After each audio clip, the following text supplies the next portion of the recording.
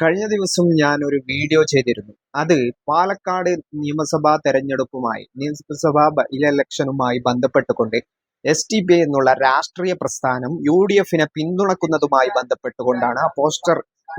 SDPI ഒരു poster ഇറക്കിയിരുന്നു. ആ പോസ്റ്ററിൽ പറയുന്ന കാര്യങ്ങൾ കൃത്യമായിട്ട് കണക്കായിരുന്നു. കഴിഞ്ഞ നിയമസഭാ തെരഞ്ഞെടുപ്പുകളിൽ, കഴിഞ്ഞ അസംബ്ലി തെരഞ്ഞെടുപ്പുകളിൽ പാലക്കാട് മണ്ഡലത്തിൽ LDFന്റെ വോട്ടും UDFന്റെ വോട്ടും BJPയുടെ വോട്ടുമാണ്.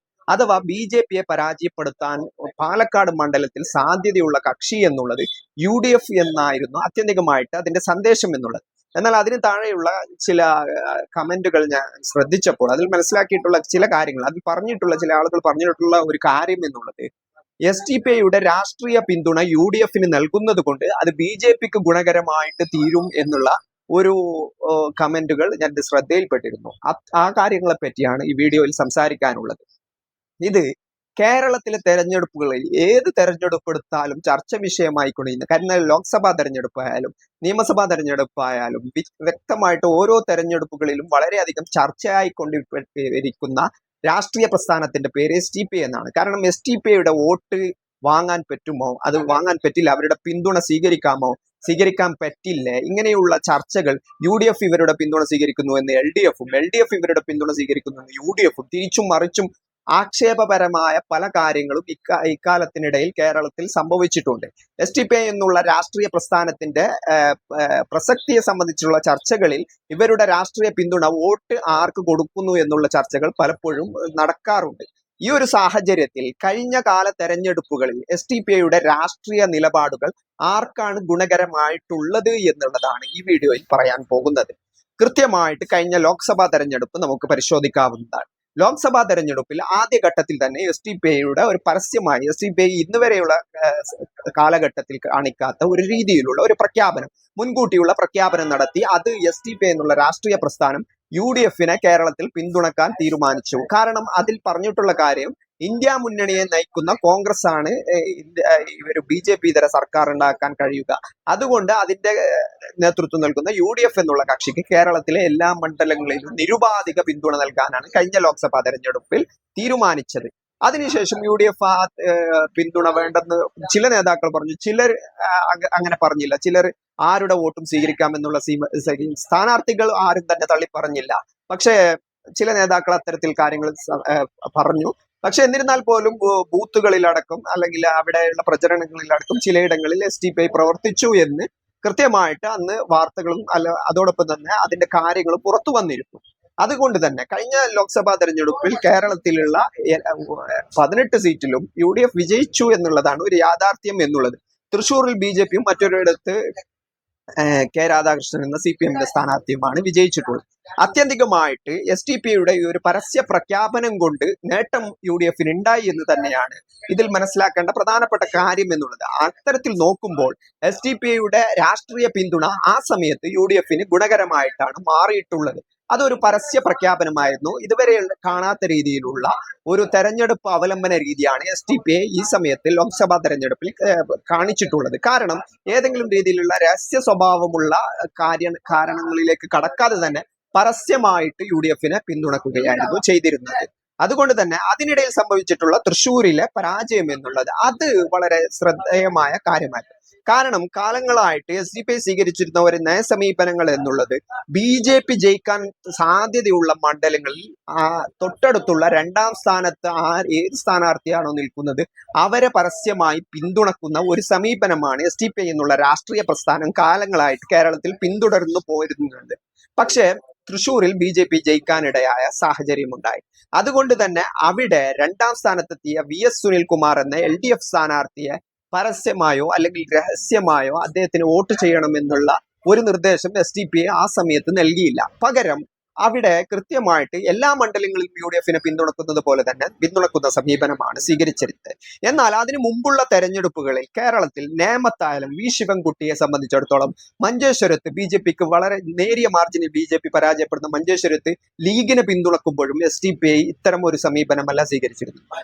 നേമത്തേക്ക് എത്തുമ്പോൾ അവിടെ V ശിവൻകുട്ടി എന്ന CPM എന്നുള്ള സ്ഥാനാർത്ഥിക്ക് ജയസാധ്യത ഉണ്ടാവുമ്പോൾ അവിടെയും അവരെ പ്രചരണത്തിനിറങ്ങുകയും V ശിവൻകുട്ടിക്ക് വോട്ട് നൽകണമെന്ന് അഭ്യർത്ഥിക്കുകയും ചെയ്തിട്ടുണ്ട്. ചെയ്തിട്ടുണ്ട്. ആ നേട്ടം വി ശിവൻകുട്ടിക്കും CPM അവിടെ വിജയിക്കാനും കഴിഞ്ഞിട്ടുണ്ട്. മഞ്ചേശ്വരത്തേക്ക് എത്തുമ്പോൾ നേരെ തിരിച്ചാണ്. UDF ലീഗിനെയാണ് പിന്തുണച്ചത്. ലീഗും SDPIയും മലബാറിൽ പരമ്പര വൈരികളായി രാഷ്ട്രീയ പ്രവർത്തനം നടത്തുന്ന കക്ഷികളാണ്.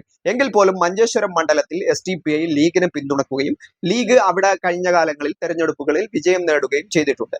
അത്തരത്തിൽ നോക്കുമ്പോൾ ഈ രാഷ്ട്രീയ പിന്തുണ എന്നുള്ളത് പലപ്പോഴും അതിന്റെ ഗുണം ആ പിന്തുണക്കുന്ന ആളുകൾക്ക് കിട്ടിയിട്ടുണ്ട് എന്നാണ് ഇതുവരെയുള്ള മത്സരങ്ങളും അതിന്റെ വിശകലനങ്ങളും നോക്കുമ്പോൾ മനസ്സിലാക്കാൻ കഴിയുന്നത്. ഇവിടെ സംഭവിക്കാൻ പോകുന്ന കാര്യം എന്നുള്ളത് SDPI ഒരു രാഷ്ട്രീയ പ്രഖ്യാപനം നടത്തുമ്പോൾ രണ്ടാം സ്ഥാനത്ത് BJP എന്നുള്ള കക്ഷി ഉള്ളത് കൊണ്ട് തന്നെ മതേതര വോട്ടുകൾ ഏകീകരിച്ചുകൊണ്ട് അത് ജയസാധ്യതയുള്ള സ്ഥാനാർത്ഥികൾക്ക് തന്നെ ലഭിക്കുന്നു എന്നുള്ളതാണ്. പ്രത്യേകിച്ചും ന്യൂനപക്ഷ വോട്ടുകൾ എന്നുള്ളത്.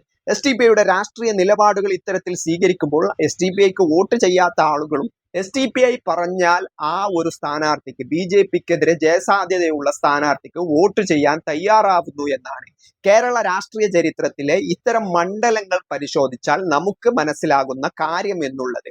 അതുകൊണ്ട് തന്നെ പാലക്കാടിലെ ഈ ഒരു തെരഞ്ഞെടുപ്പിൽ SDPIയുടെ രാഷ്ട്രീയ പിന്തുണ കൊണ്ട് UDFന് നഷ്ടമാണോ ലാഭമാണോ ഉണ്ടാവുക എന്ന് നോക്കുമ്പോൾ ഇവിടെ മനസ്സിലാക്കേണ്ട ഒരു കാര്യം എന്നുള്ളത് മതേതര വോട്ടുകളുടെ ഒരു ഏകീകരണം UDFന് കിട്ടാനുള്ള സാധ്യതകൾ കൂടുതലാണ് എന്നാണ്. പ്രത്യേകിച്ചും ന്യൂനപക്ഷങ്ങളുടെ വോട്ടുകൾ.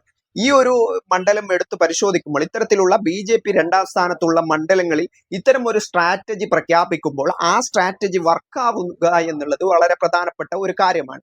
അതുകൊണ്ട് തന്നെ ഈ ഒരു നയനിലപാടുകൾ നോക്കി വോട്ട് ചെയ്യുന്ന ആളുകൾ ഉണ്ട് എന്നാണ് ഇത്രയും കാലത്തെ ചരിത്രത്തിൽ നിന്നും ഇത്രയും കാലത്തെ ഈ ഒരു പരിശോധനകളിൽ നിന്നും മനസ്സിലാക്കിയിട്ടുള്ള ഒരു കാര്യം എന്നുള്ളത്. അതുകൊണ്ട് തന്നെ മറുഭാഗത്ത് വളരെ വലിയ സംഘാടനം ഉണ്ടാകും. BJP ഒക്കെ ഭൂരിപക്ഷ സമുദായം മൊത്തം ഒന്നടക്കം SDPI ഈ ഒരു പിന്തുണ പ്രഖ്യാപിച്ചത് കൊണ്ട് അത്തരത്തിൽ വളരെ വലിയ രീതിയിലുള്ള പോളറൈസേഷൻ ഉണ്ടാകുമോ എന്നുള്ള ചോദ്യങ്ങൾക്ക് പ്രസക്തി ഇല്ലാതാവുകയാണ്.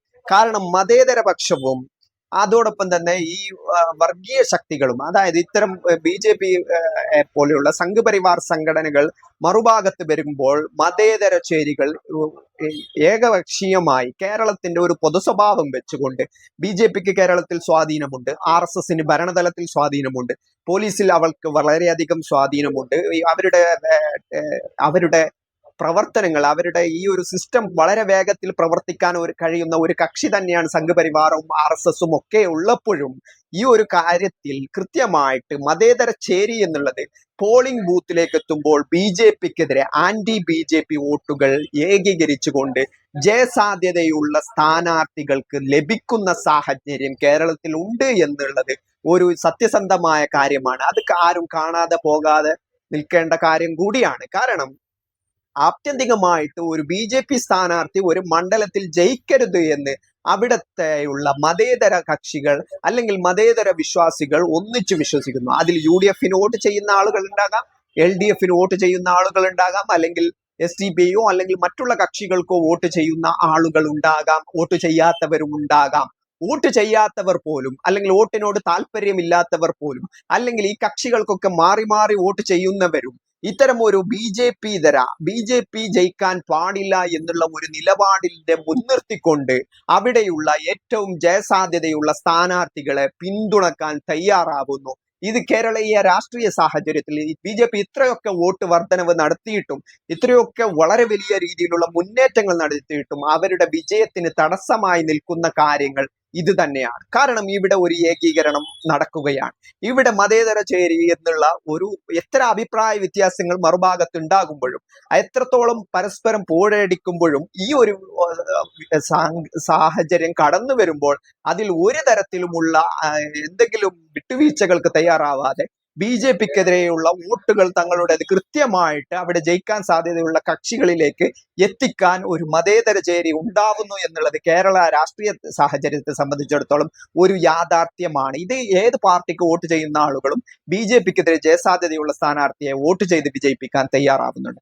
അതുകൊണ്ട് തന്നെ ഇത്തരം ഒരു സാഹചര്യം അതാത് മണ്ഡലങ്ങളിൽ രൂപീകരിക്കുന്നതിൽ SDPIക്ക് രാഷ്ട്രീയപരമായ പ്രസക്തിയുണ്ട് എന്ന് തന്നെയാണ് ഇത് വ്യക്തമാക്കുന്നത്. ഏതായാലും പാലക്കാട് നിയമസഭാ തെരഞ്ഞെടുപ്പിനെ സംബന്ധിച്ചിടത്തോളം, പാലക്കാട് ബൈ ഇലക്ഷനെ സംബന്ധിച്ചിടത്തോളം BJPക്കുള്ള ഈ ഒരു സാധ്യതകൾ മുന്നിൽ കണ്ടുകൊണ്ട് തന്നെയാണ് SDPI പോസ്റ്റർ ഇറക്കിക്കൊണ്ടുള്ള അല്ലെങ്കിൽ ഇത്തരം ഒരു പ്രചരണങ്ങൾക്ക് മുതിർന്നിട്ടുള്ളത്. ഇതിന്റെ ഇതിന്റെ ഗുണം എന്നുള്ളത് ഇത് നേരിട്ടുള്ള ഒരു BJP UDF മത്സരമാണ് എന്ന് ഒരു മതേതര സമൂഹത്തിന് മതേതര സമൂഹങ്ങൾക്കിടയിൽ വ്യക്തമാക്കിയ സാഹചര്യം ഉണ്ടാവുന്നുണ്ട്. അതുകൊണ്ട് തന്നെ കാലങ്ങളായിട്ട് BJPക്ക് ജയിക്കാൻ കഴിയാത്ത ഈ മണ്ഡലത്തിൽ കഴിഞ്ഞ തവണ 3500ഓളം വോട്ടുകൾക്ക് മാത്രം പരാജയപ്പെട്ട ഈ ഒരു പാലക്കാട് മണ്ഡലത്തിൽ ഇപ്രാവശ്യവും UDFനുള്ള സാധ്യതകൾ ഇത് വർദ്ധിപ്പിച്ചു എന്ന് തന്നെയാണ് മനസ്സിലാക്കാൻ കഴിയുന്നത്. കഴിഞ്ഞ കാല നിയമസഭാ തെരഞ്ഞെടുപ്പിലോ അല്ലെങ്കിൽ ഏതെങ്കിലും തെരഞ്ഞെടുപ്പുകളിൽ ഈ ഒരു രാഷ്ട്രീയ പിന്തുണയോ അല്ലെങ്കിൽ BJPക്കെതിരെയുള്ള ജയസാധ്യതയുള്ള സ്ഥാനാർത്ഥികളെ പിന്തുണക്കൽ കൊണ്ട് അത്തരം സ്ഥാനാർത്ഥികൾക്കും ആ രാഷ്ട്രീയ പാർട്ടികൾക്കും ആ മുന്നണികൾക്കും അത്തരം ഗുണങ്ങൾ ഉണ്ടായിട്ടുണ്ട് എന്ന് തന്നെയാണ്. ഇത്തരം ഒരു ഏകീകരണ സ്വഭാവത്തിലേക്ക് BJPക്കെതിരെയുള്ള ഒരു മതേതര ചേരിയെ ഐക്യകണ്ഠേന പോളിംഗ് ബൂത്തിലേക്ക് എത്തി BJPക്കെതിരെയുള്ള വോട്ടാക്കി മാറ്റാൻ അത് SDPIയുടെ ഇത്തരം പ്രവർത്തനങ്ങൾ കൊണ്ട് സാധിച്ചിട്ടുണ്ട് എന്ന് തന്നെയാണ് ഇത് വ്യക്തമാക്കുന്നുള്ളത്.